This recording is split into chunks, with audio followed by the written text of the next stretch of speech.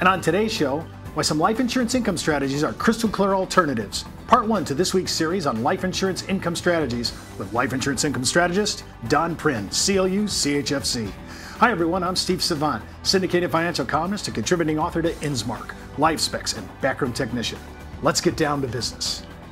Well, welcome to the show, Don. Hey, Steve. Good to see you. Don, I love this. These first two shows, we're going to talk about crystal clear alternatives. Sometimes we kind of say, hey, is this a good deal or a bad deal? But this one I want to talk to you about. I have a female, 35 years old. She has a daughter, Caroline, and she's a self-employed artist. So she's got to really kind of do all this on her own retirement, indemnification for her daughter.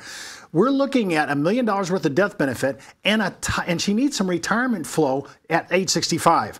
I kind of wanted to walk through this a little bit before we get to this, and I want you to say what we're doing here.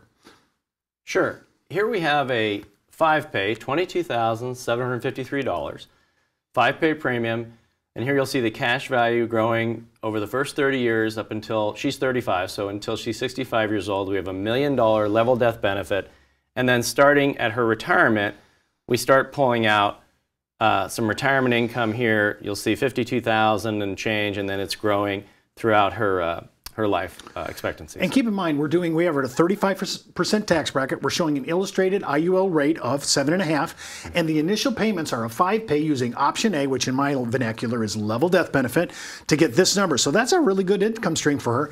I want to go back to the original blog now. This is a kind of a pictorial version of what we just showed on the numbers.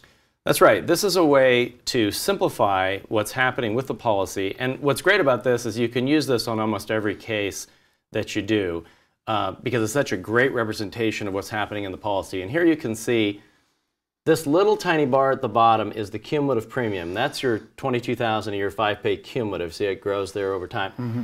And then what's happening is the red is the death benefit, the blue is your cash value, and then the green, starting at her retirement, are the loans that are coming out of the policy to supplement her retirement income.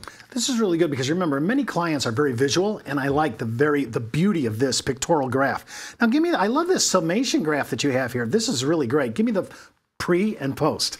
From a pre-retirement standpoint, you'll see here's the cumulative premium, $113,000. Your cash value grows to $615,000, and you still have your $1 million of level death benefit.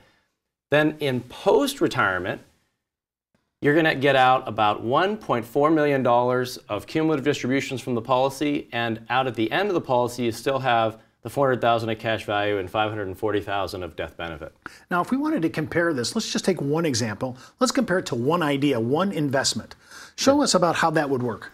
Sure. In many cases, when you design policies like this, the client's going to want to see what would happen if they put that money in an alternative investment and compare the two. And so that's what we're doing here. Here you have a taxable investment, also at a 7.5% assumed yield. And here you're seeing this is the year-end account value growing to $432,000 by her age 65, compared to the policy growing to $615,000 because of the tax-deferred benefit of the policy. So we're paying taxes along the way here. Yeah, this is showing the tax effect on this alternative investment that has taxable interest. And it's showing the power of the tax-deferred growth inside the policy. And then what's interesting, Steve, is if you go out starting in retirement, when we start taking that $52,000 a year out, look what happens to the other taxable investment. It makes it to her age 73, 74, and then it's depleted. It's completely run out of gas. And that's about 10 years shy of her life expectancy. That's right. And the last thing I want to show you is this is a report which shows, it's called our matching report, and it shows what interest rate the taxable fund would have had to earn to be able to pay out the same income and have the same values, and it's 11.4%. So not 7.5%, but 11.4%. And I just a little side note, not only is you have to gross up to get equivalent numbers, but remember, that does not include the fund's expenses, that doesn't include the statement of information fee, and it doesn't include an RIA fee in that. So just remember, a lot of times I think we're being quite benevolent here.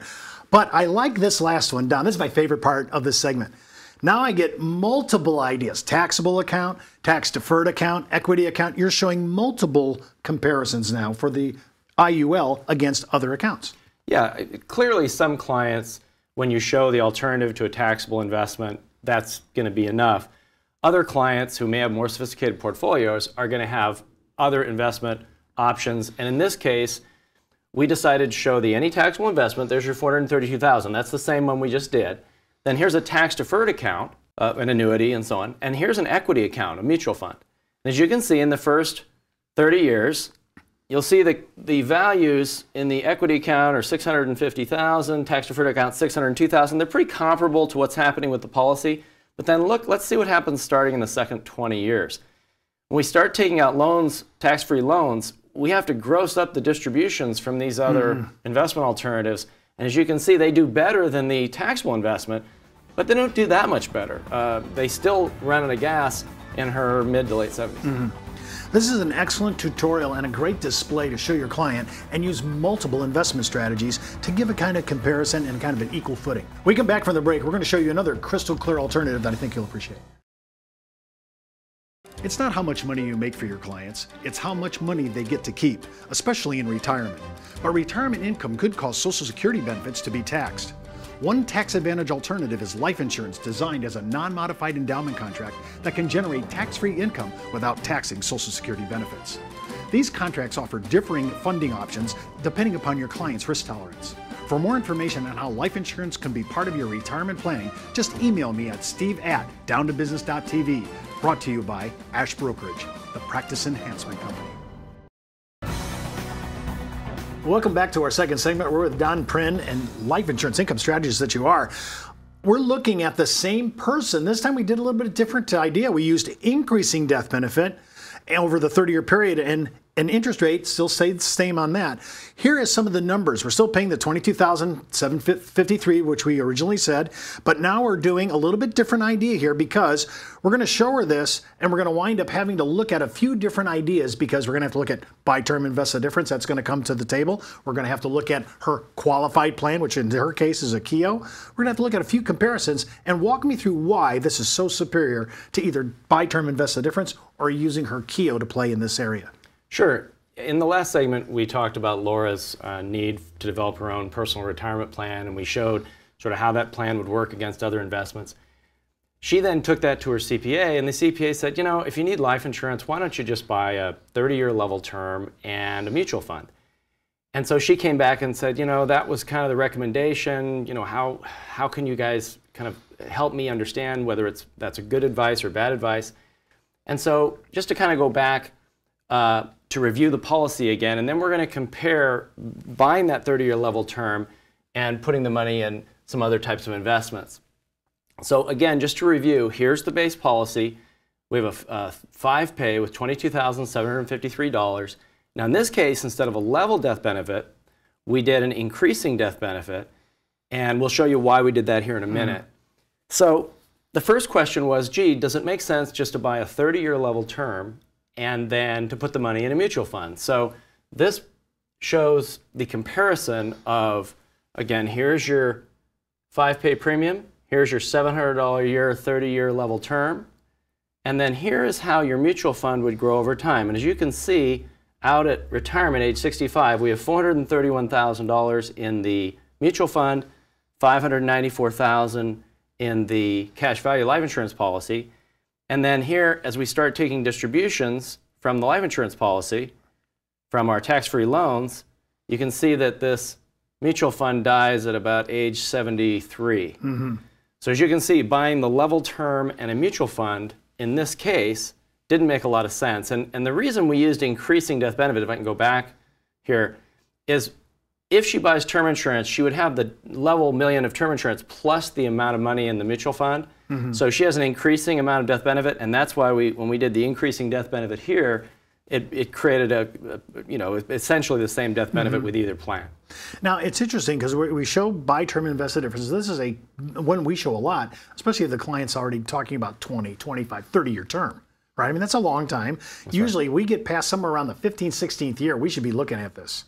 So anytime you're looking at a sale like a 20, 25, 30-year term, or even low-ball GUL, we really need to be looking at this because this is really huge. Now, what about this now? She still had some headroom in her KEO. They were thinking about doing that.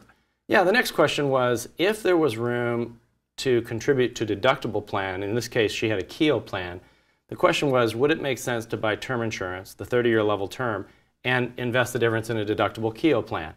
And so what we did was we wanted to see what was the equivalent amount of money that she could contribute to a KEO for it to equal what we were suggesting she put in the life policy. And she could put $33,928 into her KEO because she'd get an $11,000 tax deduction, which would be the $22,000 and then the cost of the term. So that made it apples for apples with a $33,000 contribution to her KEO that was deductible going in but taxable coming out. And here's the result of that analysis. Again, $22,000 going in the life policy, $33,000 going in the KEO. Here's the value of the KEO if she were to surrender it and pay tax on whatever was there, because it's all taxable coming out. And it grows to $582,000. The life policy grows to $590,000. Starting in the next 20 years again with the tax-free loans. Remember, from the KEO plan, it's all going to be taxable, so we have to gross up the distributions. And it does better, but it still runs out of gas at about age 80. So again, we're showing that even if she could put money into a deductible plan like a KEO, the cash value policy with its tax-free loans still outperforms. Now, Don, I just want to make sure I heard you right here. Yeah. We're pretty much even on the cash value here, accumulation. So really the issue is not who accumulates the most, because it's pretty straight up even. But it's when we get to distributions that the real drama begins, because when I start grossing up my KEO plan to make sure I'm getting the same money out, and remember, just a little side note, any of this money coming out here is going to fall on your Social Security provisional income test to see if your Social Security benefits will get taxed. And of course, depending upon your exemptions and so forth, that'll be exposed and that'll be used in your provisional income test for Social Security, but not for these loans. So that's what I like about this, because we incorporated the tax savings on the KEO, to be fair. We also showed the term insurance that she was paying and tried to composite all this to get a net idea. She paid $700 for her term insurance. We were giving her the deduction on the KEO. We were even money, pretty close on the accumulation, but when we hit distributions, it really matters. Yeah, and the reason we were equal on the accumulation is because we're showing how much money she'd really get if she took all the money out of the KEO and paid tax on it. Because having a big balance in a KEO pre-tax doesn't mean anything. You need to look at what's the value of that money in that KEO if you take it out and pay tax on it, and that's what we showed. I love this. This is crystal clear. Well, that's all the time we have for today. Remember, before moving forward with any of the ideas on our show, always consult your tax advisor, legal counsel, or your broker-dealer compliance officer. Missed an episode? Just go out to our video archives. And remember, you could be wiser as an educated advisor. I'm Steve Savant. We'll see you tomorrow.